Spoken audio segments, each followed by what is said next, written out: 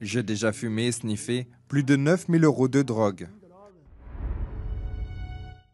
Je me suis remis au crack à 100%. Je me rappelle que ma mère m'a dit qu'elle est passée et qu'elle m'a vu. Elle m'a vu manger des déchets dans une benne à ordures.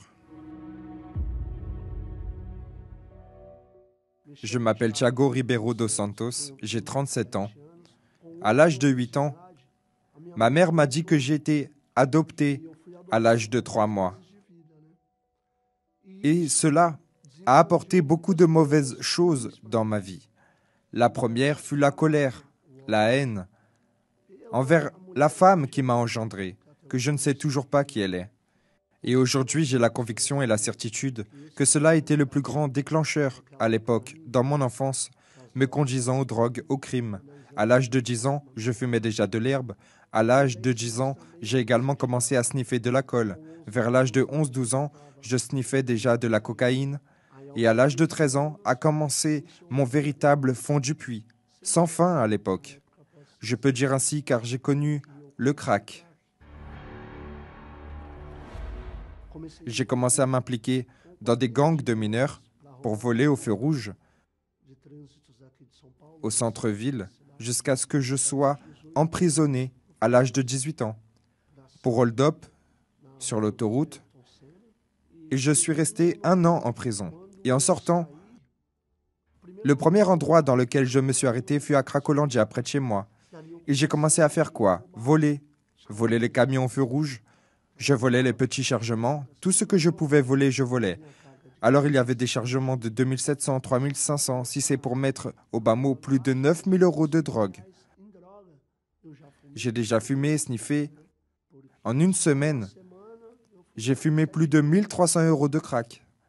De là est arrivé le moment durant lequel j'ai été emprisonné à nouveau. Je suis resté plus de 5 ans emprisonné. Lorsque je suis sorti de prison en 2012, mon beau-père, que je considère comme mon père, qui m'a élevé avec ma mère, a eu une crise cardiaque et est mort entre mes bras, essayant de me parler, mais n'a pas réussi. Alors cela m'a révolté. Je me suis remis à 100% à la drogue, au crack, au point de vivre au bord des chemins, dans les bouches d'égout, dans les caniveaux. Je me rappelle que ma mère m'a dit qu'elle est passée en bus pour aller à l'église et qu'elle m'a vu. Elle m'a vu manger des déchets dans une benne à ordures. Cela fait déjà 33 ans que ma mère est dans la foi, allant au centre d'accueil universel. Je disais à ma mère que je ne remettrai jamais ma vie au Seigneur Jésus au centre d'accueil universel, car le jour où j'y entrerai serait pour tuer tout le monde. Les personnes qui m'ont vu et m'ont connu depuis l'enfance disaient que j'étais parano, que j'allais mourir, qu'ils allaient me tuer. En effet, ils ont essayé de me tuer plus de 6 fois.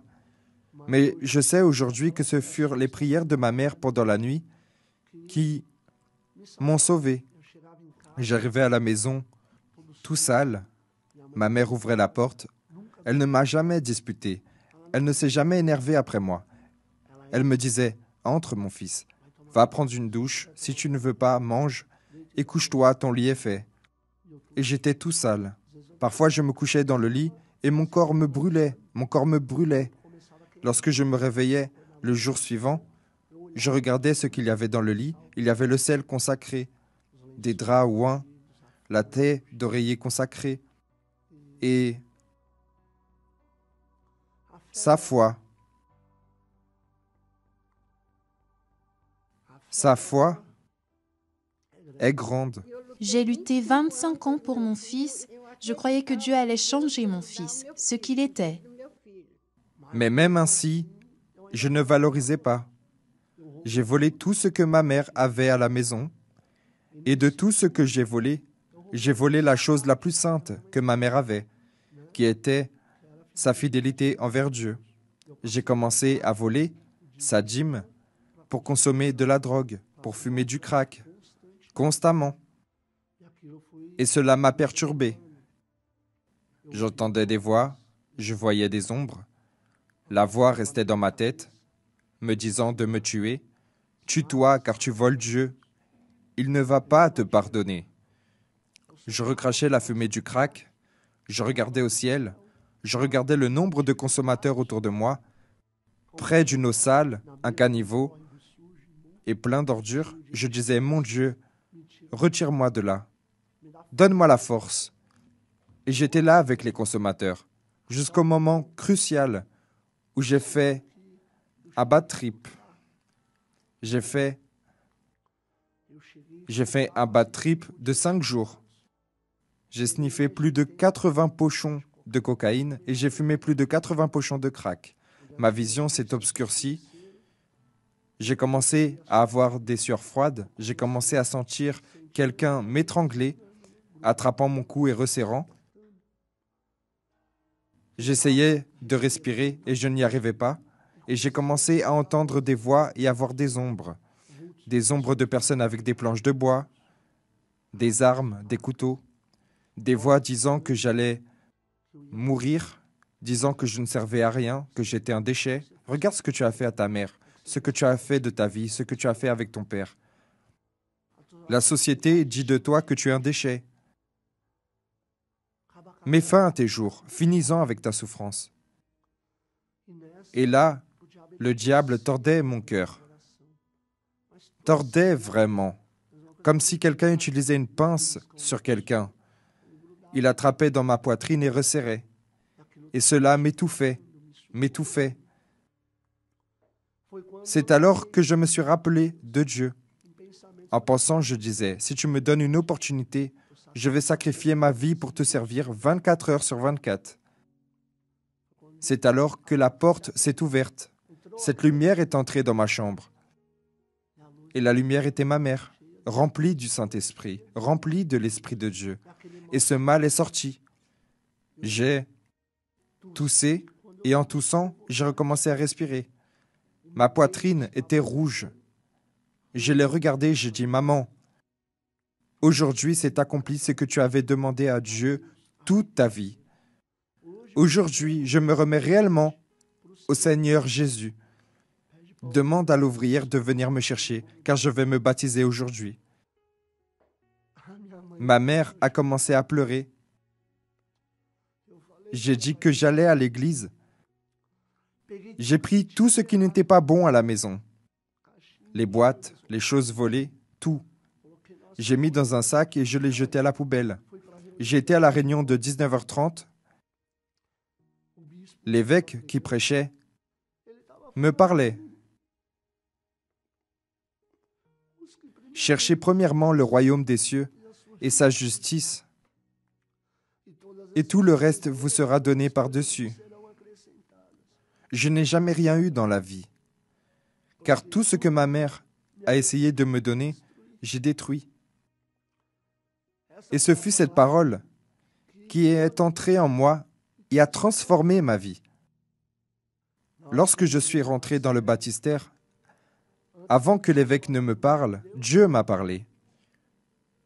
Dieu m'a dit que je retournerais dans tous les endroits dans lesquels je suis passé pour gagner des âmes pour lui. Et après mon baptême, j'ai fait une prière à Dieu sur ce qu'il m'avait dit. Je me suis arrêté à la benne à ordures où ma mère m'avait vu manger des déchets. Il y avait la favela d'un côté, Cracolandia de l'autre. J'ai dit qu'ici, ils ont essayé de me tuer plus de 3 fois. Tu as dit que j'y retournerais. Et j'ai regardé le ciel et j'ai dit, comment vais-je rentrer là-dedans sans ton esprit? Et je suis reparti en priant. J'ai eu le meilleur rêve de toute ma vie. Je n'ai jamais eu une nuit si agréable comme celle-ci. Je me suis réveillé le jour suivant à 6 heures du matin. Je suis allé à l'église et en arrivant, elle était fermée. J'ai aidé à ouvrir l'église. J'ai fléchi les genoux devant l'autel. J'ai posé mes mains sur l'autel. J'ai dit, Seigneur, je ne sors de ta maison aujourd'hui que si je reçois ton esprit. Le pasteur a fait la réunion, mais il a dit quelque chose de très fort. Il semblait que j'étais seul là. Il a dit, vous qui avez un traumatisme d'enfance, une colère, qui est encore là, même cachée à l'intérieur, venez ici devant l'autel. J'ai été à l'autel et j'ai commencé par demander pardon à Dieu. Je me suis agenouillé, j'ai commencé à pleurer. Je pardonne à ceux qui ont essayé de me tuer. Je pardonne à ceux qui m'ont agressé, les personnes qui se sont moquées, qui m'ont humilié. Je le pardonne tous. Je veux avoir un cœur pur. Si c'est ce dont j'ai besoin pour recevoir ton esprit, le voici, Seigneur. Je remets toute la colère, toute la haine, toute la révolte sur ton autel. De là est venu quelque chose de très fort sur moi. Il n'y a pas eu de sensation. Il n'y a pas eu... Je n'ai rien entendu. Je n'ai eu que la conviction que Dieu était avec moi. Et une paix m'a envahi, une joie, une sensation merveilleuse que je ne peux expliquer. Parce que c'est un miracle. Le Saint-Esprit en moi, c'est un miracle.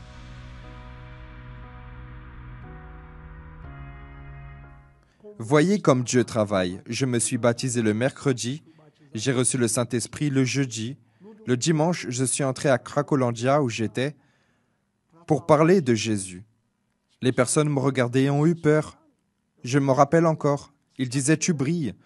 S'il y a eu une solution pour toi, il y a pour moi aussi. » J'ai répondu que oui. J'ai alors commencé dans les coins. J'ai commencé dans les endroits où je commettais les hold-up, sentant l'odeur du crack et voyant les personnes fumer. Cela me donnait la nausée. Cela engendrait en moi une révolte. J'ai dit que je ne me reposerais pas tant que je ne réussirais pas à gagner des âmes là pour Dieu. Lorsque j'ai été consacré dans le groupe de lutte contre l'addiction, nous avons amené 3 trafiquants. De ces 3, 2 ont essayé de me tuer. Un est converti et est encore dans la foi aujourd'hui.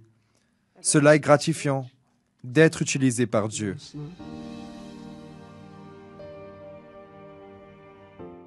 Sept mois après toutes ces choses merveilleuses qui se sont produites dans ma vie, je suis retourné au système pénitentiaire. Après un contrôle de routine de police, ils ont constaté que j'étais fugitif pendant près de 30 jours. Lorsque je suis entré dans ce véhicule, j'étais menotté. Je suis ressorti sans menottes et avec la certitude et conviction que Dieu a permis que cela se produise pour que je puisse apporter la parole de Dieu, pour que je puisse parler de Dieu aux personnes qui ont déjà été en prison avec moi et d'autres qui sont là-dedans depuis des années. Je suis resté 11 mois enfermé dans cette prison où j'ai connu à fond le travail de l'UNP, le centre d'accueil dans les prisons, où il y a l'opportunité de servir Dieu 24 heures sur 24. Durant ces 11 mois, nous avons réussi à atteindre avec la parole de Dieu plus de 80 personnes. Grâce à Dieu, beaucoup sont sortis, sont fermes dans la foi. Aujourd'hui, je fais partie de l'UNP, le centre d'accueil dans les prisons. Je suis sorti aujourd'hui. Aujourd'hui, j'ai l'opportunité de retourner dans la prison pour continuer d'apporter la parole de Dieu. Lorsque je parle de l'Esprit de Dieu, la flamme qui brûle en moi est gigantesque. Le Saint-Esprit m'a donné vraiment. Il m'a apporté un caractère comme homme, comme fils, comme fiancé de Priscilla.